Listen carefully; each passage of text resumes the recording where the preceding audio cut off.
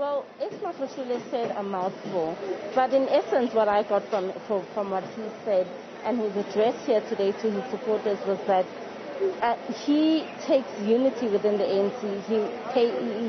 He looks at it in high regard, and he's saying that even though there are differences between himself and President Ramaphosa, he says that the president should still be respected.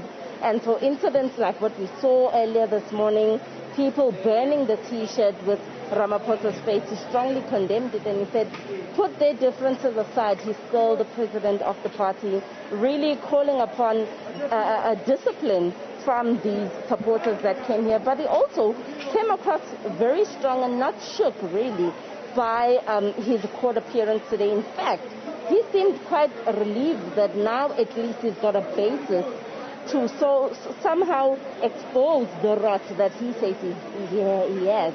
He says at least now, because he's been formally charged, he can then call all of these people that have been speaking, that have been loud mouths, like in his direct words, talking against him. He says he wants to bring them into the dark.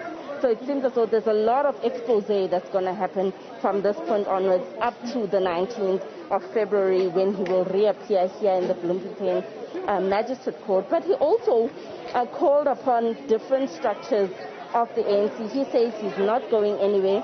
He was elected by the branches, and until the very same branches tell him to step aside, he will not go anywhere. So in a nutshell, that is what the whole address was about, really encouraging the supporters that were here to be disciplined, to not vandalize anything, to stop burning ANC T-shirts, because that, as he says, is a brand of the ANC and it should not be tarnished. Zinhle, it's Stephen here as well with you this afternoon. I mean, one of the other issues, I thought perhaps one of the more important political moments, was when he mentioned the president, not by name, incidentally. He was going through the top 6 officials that he works with within the ANC. He then said, and the president. It seemed to me that there were a few people in the crowd preparing to boo, and then he stopped them. Now, there's a lot of politics at play here. How did that sound to you where you were? Definitely, it did insinuate that there might be some kind of glitch or some kind of tension between the president and the SG. The mere fact that he named all of the other top 6 by name, and when he came to the president, he just said the president. And at that specific point, the crowd then said he should step down, the president should step down. They kept on saying in the crowd that the president has sold out the ANC. They said a number of things, but it really kind of gave a picture that the crowds that were here are anti-Cyril Ramaphosa. And even though he didn't want to entertain that very much, but those slight insinuations, like he said, that we got in the consistency of how he delivered the speech, it did give an indication that perhaps there might be some tension between the president and the Secretary-General. And in fact, Zinhle, the insinuations were peppered throughout the course of today.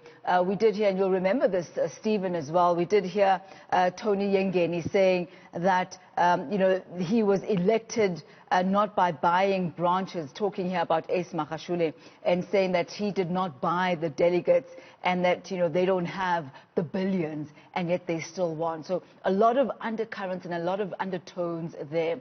But also you made reference to earlier on, Stephen, the parallels that seem to exist between this moment and a Jacob Zuma moment. We heard Tony Yengeni as well saying that Zuma's crime was to demand land, that Zuma's crime was to demand radical economic transformation, that his crime was for him advocating for free decolonized education as well as the nationalization of the Reserve Bank. So a lot of parallels there being drawn between Zuma, Ace Magashule, and then Cyril Ramaphosa as well. And this being peppered throughout the afternoon. If you could give us a sense, Zinhle, as to what is happening now on the ground. A lot of people, have dispersed. But was there a sense of Ace Magashule perhaps announcing something that maybe he should not have or was not planning to announce? Stephen, you'll remember that he spoke about the January 8th statement, the January 8th anniversary actually going to be taking place in the Free State. And is that something that was, supposed to be announced at that particular time? He said it's a collective NEC decision, but was this the time to announce this? Was this the platform to announce this, considering that this is not an official ANC gathering? Just your thoughts on that, Stephen. Yeah, I mean, I think this is fascinating. I think that's an interesting place to announce it. I think also it really raises the political game. The moment of the January 8th statement is supposed to be a matter of unity. And Zintle, as you were describing, the moment the president's name is not even mentioned by the Secretary-General of the ANC, we sort of have this sort of reaction to it. Zintle, I'd like to ask, I mean, there's going to be a huge political fight over the number of people there. Was it, 10,000? Was it 200? Any ideas from your side? How did it look to you? Well, I think the numbers won't be very factual because nobody is doing the actual count. But I think from what I saw here today, I would say it was about 2,000 people. I don't think it got to 10,000.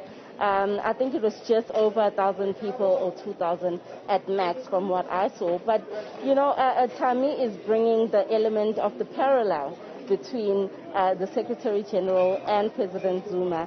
And while you were on that point, you just reminded me of the message that the crowds here kept on saying, almost pointing it out to the SG.